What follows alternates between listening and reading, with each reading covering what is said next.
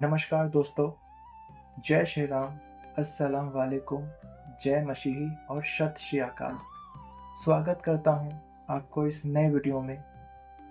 आज हम चर्चा करेंगे साधना कैसे करनी है, तपस्या कैसे करनी है। और ये वीडियो किसी एक समुदाय के लिए नहीं है। ये जो भी व्यक्ति अपने जीवन को एक उच्चतम श्रेणी में लेके आना चाहता है, उसके लिए यह वीडियो है। तो वीडियो शुरू करते हैं। साधना और तपस्या। हम अक्सर वर्ड सुनते हैं कि हमें तपस्या करनी चाहिए, हमें साधना करनी चाहिए, लेकिन हमारे माइंड में तपस्या का अर्थ क्या है कि एक व्यक्ति एक जंगल के बीचों बीच बैठा है, सिर्फ एक कपड़ों में और आंख बंद करके वो ध्यान की अवस्था में है। तो क्या तपस्या यह है? नहीं। हम जिस समय में अभी रह रहे हैं उसमें ये चीज़ पॉसिबल नहीं है, क्योंकि ऑलरेडी एक जो व्यक्ति है वो कई बंधनों से बंधा है। पिता रूप में, पुत्र रूप में, भाई रूप में, और उसके कुछ कर्तव्य हैं जो उसको फॉलो करने पड़ते हैं। तो वो इस तपस्या को नहीं कर पाएगा। लेकिन एक्चुअल तपस्या क्या है? एक्चुअल तपस्या है आपके मन को कंट्रोल करना।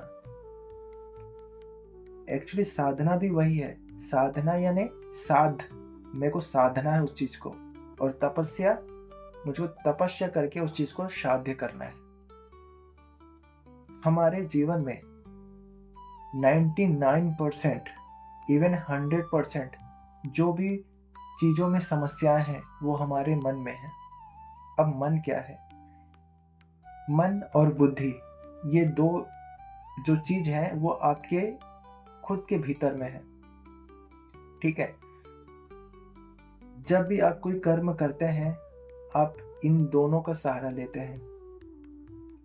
मान लेते हैं एक एग्जाम्पल पे, हमको नॉनवेज खाना है। ठीक है, हमको डिज़ायर फील हुई कि हमें नॉनवेज खाना है। तो ये जो डिज़ायर फील हुआ वो किसके लिए हुआ? हमें हमारी पेट ने तो ये नहीं बोला कि मुझे नॉनवेज खाना है, हमारे टंग ने तो ये नहीं बोला कि हमें नॉनवेज खाना है, हमारे टीथ ने तो नहीं बोला कि नॉनवेज खाना है। ये किसने बोला? ये मन ने बोला। ऑटोमेटिक आपको अंदर से प्रेरित किया कि मुझे नॉनवेज खाना है। अब उस जगह में बुद्धि आ जाएगी आपकी, और बुद्धि ये बोलेगी आपको, जिसको माइंड बोलते हैं, वो आपको बोलेगी कि नहीं, नॉनवेज खाना सही नहीं है। नॉनवेज के चक्कर में जो कई पशु होते हैं, छोटे जीव होते हैं, उनको बेरहमी से मारा जाता है और उन पे अत्याचार किए जाते हैं। ये आपका बुद्धि आपको बताएगा। अब आप क्या करेंगे? आप मन की सुनेंगे, क्योंकि आप तपस्वी नहीं है ना, आप साध्य नहीं है। आप ये करेंगे, दुनिया तो खा रही है यार, मेरे एक नहीं खाने से क्या हो जाएगा। ये पहला आपको थॉट भेजेगा आपका मन। सेकंड चीज ये बोलेगा, अगर मैं या हम सभी जानवरों को नहीं खाएंगे तो इनकी तादाद बढ़ जाएगी दुनिया में और ये हमको समाप्त कर देंगे। ठीक है। फिर आप क्या करेंगे? नॉनवेज ईट कर लेंगे। अब जैसे आपने नॉनवेज ईट किया, आपने खा लिया, सडन 2 मिनट बाद आपका ही मन आपको बोलेगा, फिर तूने आज नॉनवेज खा लिया, तुझे पता है कर्मों का हिसाब होगा, तो तू उस चीज को भोगेगा जो आज तूने किया है।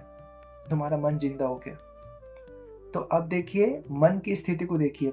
खाने से पहले कुछ और बोल रहा था, खाने के बाद कुछ और बोल रहा है। तो ये हो गया दर्शन। ठीक है, ये हो गया साध कर रहा, समझ रहा है कि मन की क्या चालाकियां है। अब वहीं पर एक दूसरा व्यक्ति जो सात्विक पथ पर चल रहा है या जो थोड़ा समय हो चुका है स्पिरिचुअलिटी में, उसके पास ऑप्शन आया कि मुझे अब खाना है ये चीज। तो जो उसकी बुद्धि है वो क्या बोलेगी कि ये चीज गलत है, ये चीज तुझे नहीं खानी है। और उसने तपस्या की है कि जब जब उसको मन परेशान करेगा वो उस डिवाइन को याद करेगा। प्रेमानंद जी महाराज अक्सर बोलते हैं कि आपको नाम जप करना चाहिए। नाम जप का अर्थ क्या है? मान लो आप कुछ भी काम कर रहे हैं, आप खाना बना रहे हैं, आप टीचिंग करने जा रहे हैं, आप कुछ काम करने जा रहे हैं, आप नौकरी करने जा रहे हैं, आप कुछ भी कर रहे हैं, जो आपको समय मिलता है उस समय आपको नाम जप मन ही मन करना चाहिए। ठीक है, इससे आपकी जो सिचुएशन है उस सिचुएशन से लड़ने की आपको क्षमता मिलेगी। मान लो एक व्यक्ति जो अभी साधक नहीं है, जो उसने साधा नहीं है, तो जब उसके पास ये ऑप्शन आ रहा है कि आपको नॉनवेज खाना है कि नहीं, तो आपका मन बोलेगा कि मुझे खाना है, लेकिन आपकी बुद्धि बोलेगी कि नहीं ये गलत है। तब आपको पता है, क्योंकि आपने साधना की, आपने मन को समझा है कि वो दो टाइप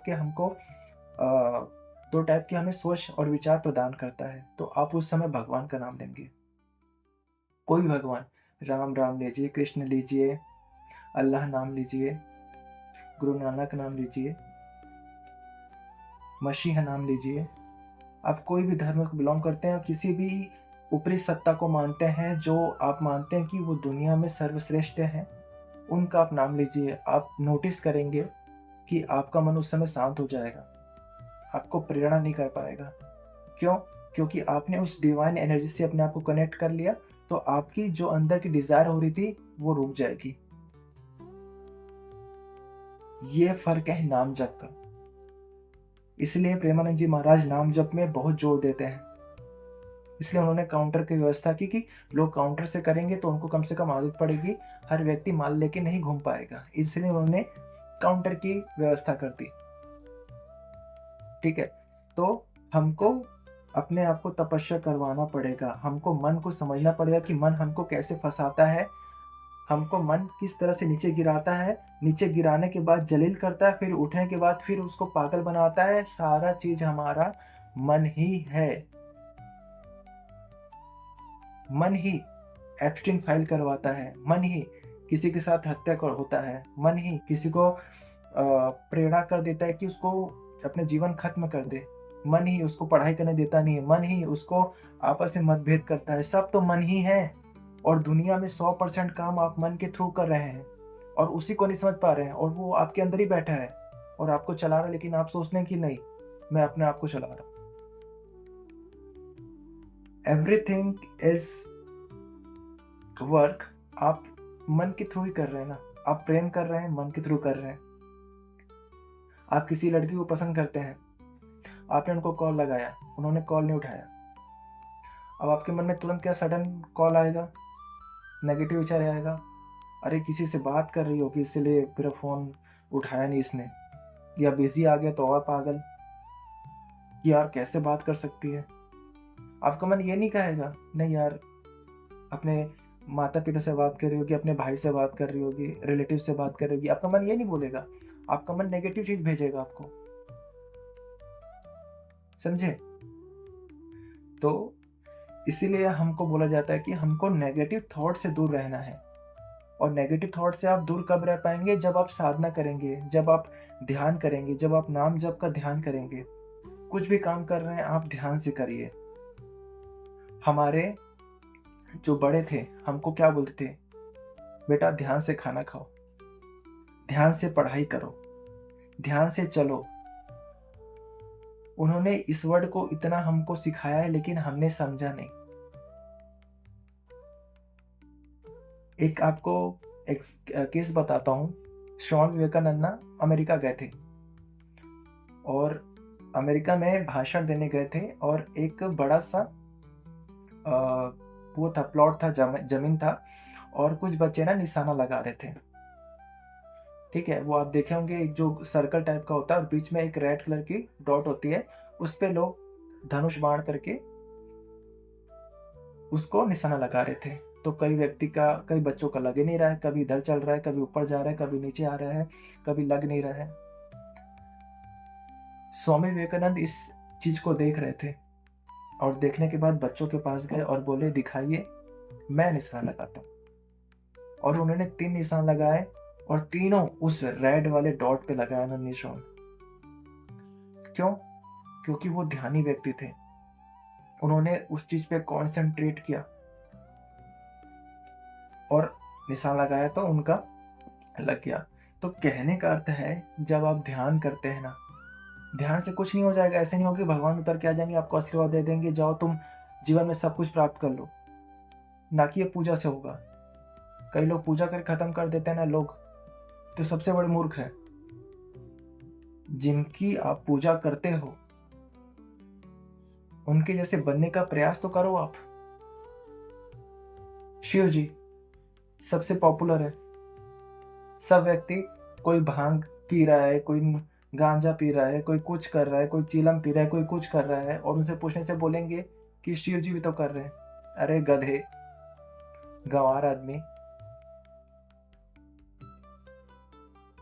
शिव जी का जो हम क्या करते हैं, सोमवार के दिन जब हम मंदिर जाते हैं या महाशिवरात्रि मंदिर जाते हैं, तो आप नोटिस करना, कांटे वाले फल लेके जाते हैं।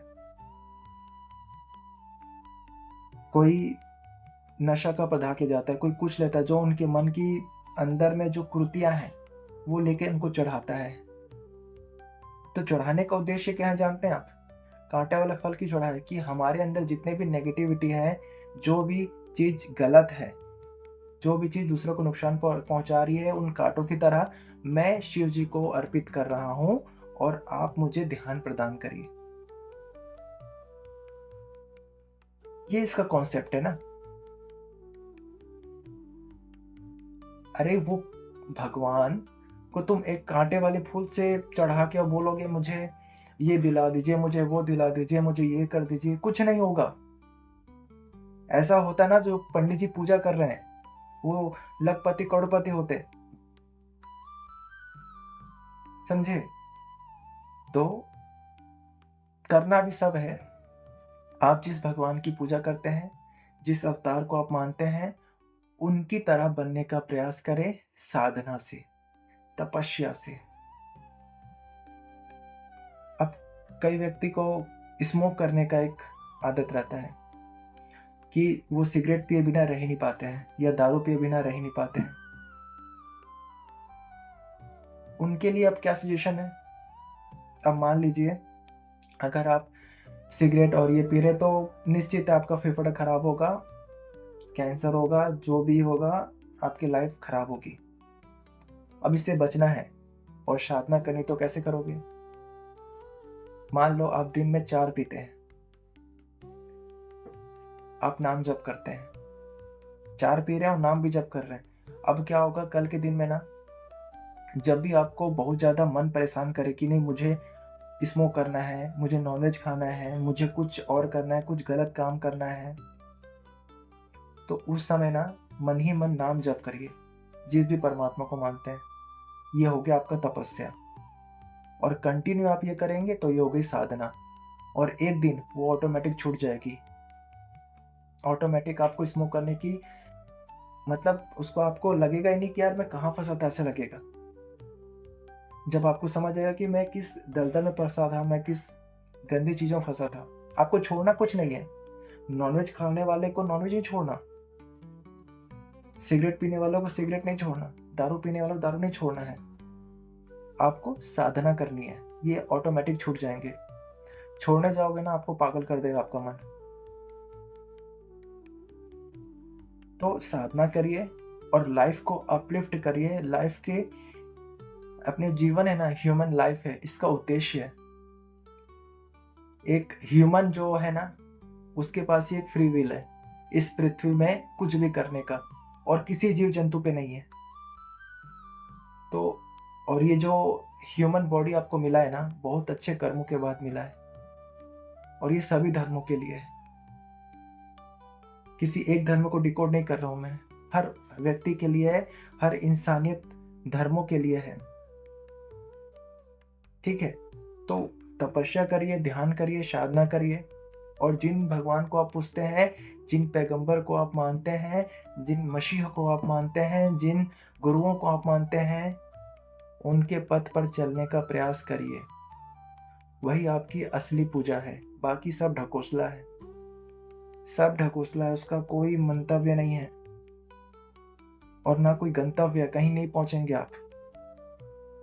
आप 5 साल करेंगे, 10 साल करेंगे, 12 साल करेंगे, उसके बाद आपका मन ऑटोमेटिक बोल देगा कि मैं 12 साल से ये काम कर रहा हूँ, मेरे काम हो क्यों नहीं रहा है, क्योंकि उससे होगा भी नहीं। खुद को समझना और खुद को परिवर्तित करना साधना और तपस्या से, यही ह्यूमन का अंतिम छोर है। पैसा कमाना, पैसा कमाओ, सोचो मत कि 1 करोड़ कमा, 2 करोड़, 50 करोड़, 100 करोड़।